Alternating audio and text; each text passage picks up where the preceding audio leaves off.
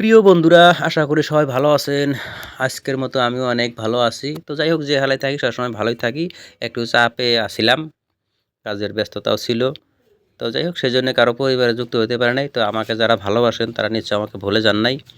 আহ, আমিও আপনাদেরকে ভুলবো না। এখনকার থেকে চেষ্টা করব আপনাদের পরিবারে যেতে।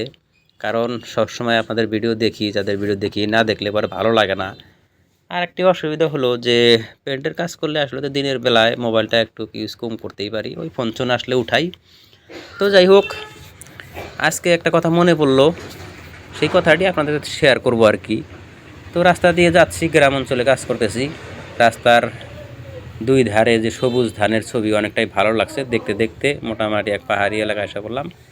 তো এই পাহাড় ঘুরে উঠলেই আমাদের বস্তি বেরিয়ে যাবে। তো দৃশ্যগুলো ভালো লাগছিল থেকে শেয়ার করলাম। এখানে একটা কথা বলবো আপনাদেরকে, যে আমরা যে কাজ করি, যদি আমাদের কাজ করে সারাদিন কাজে সন্ধ্যাবেলা পয়সা দিবার চায় ঘোরাঘুরি করে, এটা ভালো লাগে না।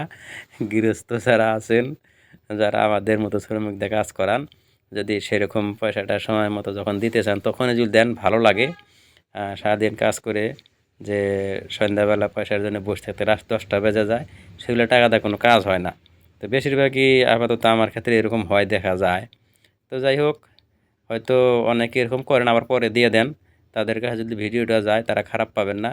কিন্তু মানে কিছু মানুষ এরকম করে আর কি, মানে বেশি ঘোরাঘুরি করায়।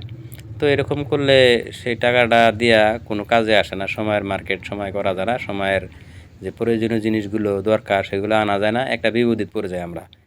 তো যাই হোক, ততক্ষণ মধ্যে সবাই ভালো থাকুন, সুস্থ থাকবেন। শুভরাত্রি।